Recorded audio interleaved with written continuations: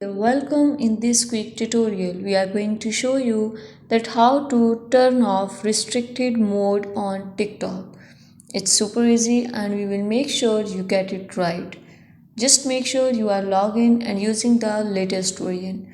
Make sure to watch the complete video and follow each step carefully to avoid forgetting anything and making mistakes.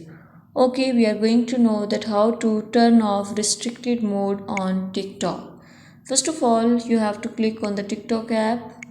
Now click on the profile icon. Click on the three lines which appear at the right top corner. Click on settings and privacy. Scroll this bar and click on content preferences.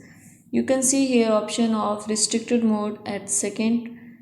If it is turned on, then click it on and turn it off.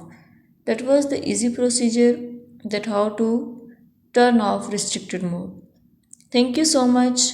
That was all. Please consider showing your support by commenting, liking, sharing and subscribing to our channel for more valuable content in the future.